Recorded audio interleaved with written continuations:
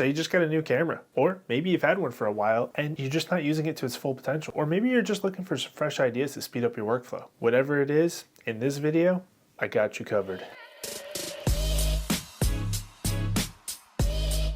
What's up? I'm Jay LeBlanc, wedding photographer and photography educator. Today, I'm going to show you some of the custom buttons and menu settings that I use inside of my Canon R5 and R6. Some of these settings serve a practical purpose and will help speed up your workflow, and some are just a personal preference because I don't like the way the camera comes out of the box, like the beep. Whose idea was it to put the autofocus beep? Seriously, it's a big pet peeve of mine. It's the first thing that I change about every new camera I buy. I turn off the autofocus beep. If I ever have a second shooter that has their autofocus beep on, I instantly make fun of them. Don't get me wrong, it's lighthearted, but I like to tease them about it. I'm sorry if you use the beep, but I just cannot stand it. Seriously, who likes this? I'm curious how many people watching this video right now still have their autofocus beep on. I'm going to pin a comment below and give it a like if you're one of my viewers who are still rocking the autofocus beep. A lot of these custom functions and buttons that I set up on my camera are to help speed up my workflow and to have quick access to all of the menu settings that I use most often. Now I understand my settings may not be for everybody because not everybody's shooting weddings or using the same settings that I do, but these are just what works best for me to help speed up my workflow. So everything I'm talking about today is going to relate to my Canon R5 and R6. Most of these settings will be available in other Canon cameras, and some of these settings are even available in other brands. So while my menu system may look a little bit different than yours if you have a different camera, some of these settings could be applied or found in the menu system of your camera. We're going to go right through the menu system in order, and I'm going to show you each one of the settings that I change whenever I get a new camera. Now, we already turned off the beep. Let's get started. We're going to first start off with our shoot menu. Now, I'm just going to let you know that most of the settings that I've talked about today apply to photography. Some of these settings can be used for video as well, but most of them are photography specific. I'll make a whole nother video explaining all the custom settings that I do when I use my cameras for video. The very first thing that I do under shoot menu 1 is change my camera to shoot RAW plus JPEG.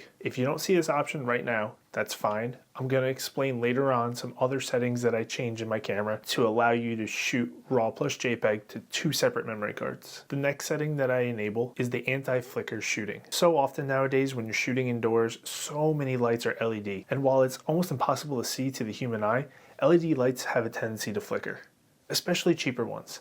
This is why I want to make sure that I'm not getting any of those weird banding lines across my images. So I turn on the anti-flicker setting whenever I'm shooting indoors. The last thing that I change under the shoot menu is the picture profile. Now again, if you're shooting RAW, this doesn't matter. There's one reason why I changed it. When you're reviewing an image on the back of your screen, it's a JPEG interpolation of the image that you just shot. I like to set my camera to a neutral profile or one of the user-defined profiles where I will lower the contrast a lot. The reason I do this is so you can see more detail in the shadows and the highlights when you're reviewing an image on the back of your camera. Now sure, don't get me wrong, yes, you can check the histogram, but sometimes it won't give me a super accurate representation of what I'm looking for.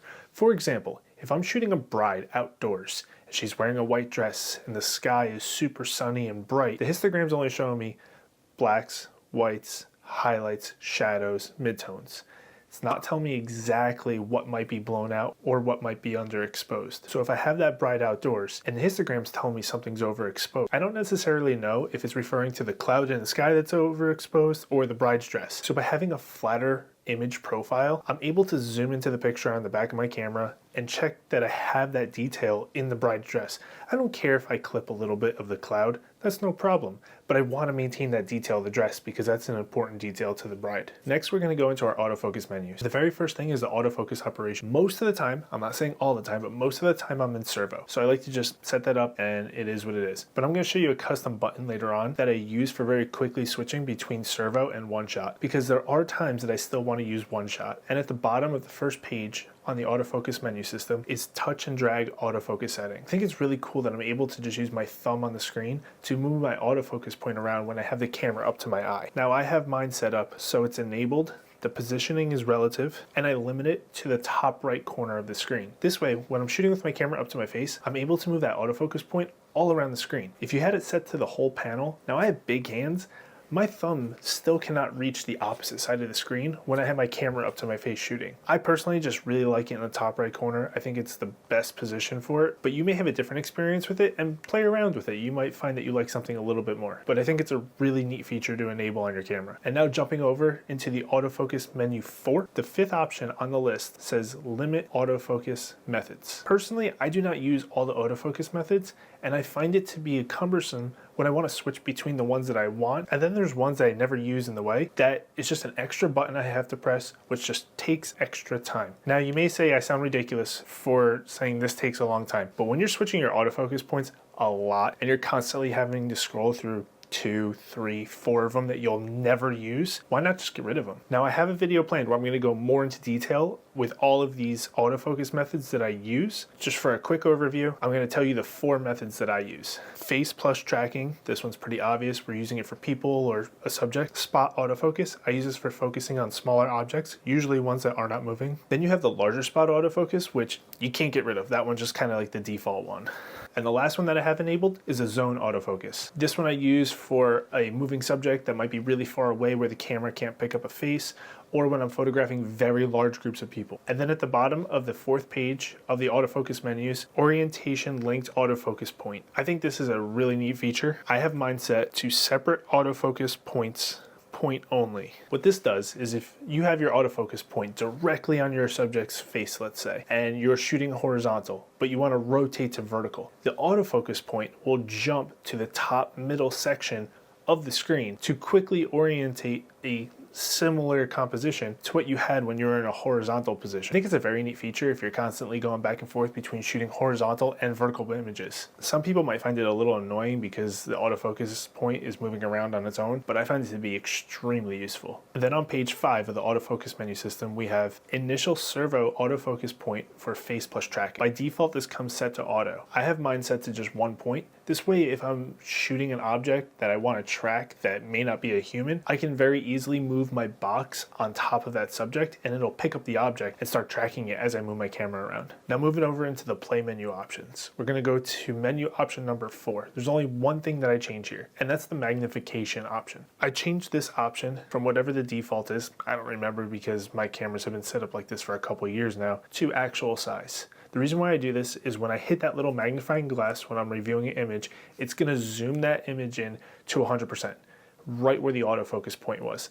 This allows me to check focus and make sure the image is in focus and I'm good to go. If I'm looking to just zoom in a little bit, I'll just use the whole pinch to zoom in feature on the back of the screen, and that's good enough for me. Next, we're going to move over to the setup menu 1. This is the one with the little wrench at the top, the yellow menu. The first option at the very top of the list is record function plus card / folder select. We're going to click on this. And this was the setting that I mentioned earlier that we needed to change to be able to shoot RAW plus JPEG to 2 different cards. So if we go down to the second option where it has the photo icon and it says record options, we're going to change that to record separately. Then if you need to, you can go back to your first shoot menu where it says image quality, and we could change it to record RAW images to one card and JPEGs to the other. Now personally, what I do here is I record my JPEG images to the CF Express card and then my RAW images to my SD card. The reason I do this is because my CF Express cards are huge cards and I use them for shooting video mostly. And when I shoot photos, I shoot to smaller SD cards.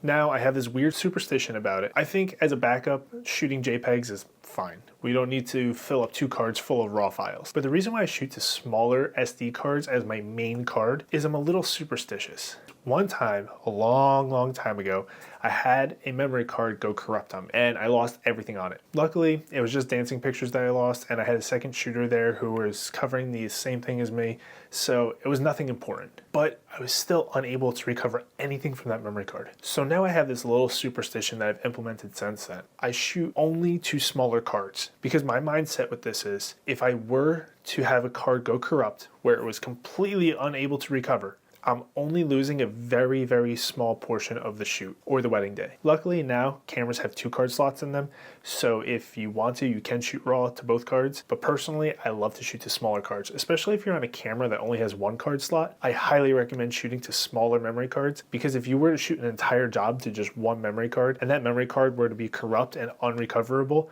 the whole job's gone. And then what are you supposed to tell your client? This is why I recommend shooting the smaller cards and change them out frequently. That way if you lose something, you only only lose a small part of the day. I hate when my students come up to me and tell me that they have one 256 gigabyte memory card and they have 4 shoots on there that they haven't uploaded yet. I'm like, what are you doing? Get that stuff off of the card. So this is just my workflow method when it comes to shooting to 2 different cards. And when I'm shooting on my R6, it's 2 SD cards. So it's the same principle. I'm shooting to 1 small SD card and then 1 large SD card. The large SD card is where all my JPEGs are going. The small SD card is where all my RAW files are going. And that's the SD card that I'm switching out constantly. Now for the next setting on the setup menu. Still on page 1, I changed my auto rotate. Personally, when I look at the image on the back of my camera, I want to see it big. The screen is small enough to begin with. I want to see it as big as possible. So I don't want to see my vertical images in the same orientation as my horizontal ones. I want to see the vertical images as large as possible. So I have this setting set to auto rotate on computer only.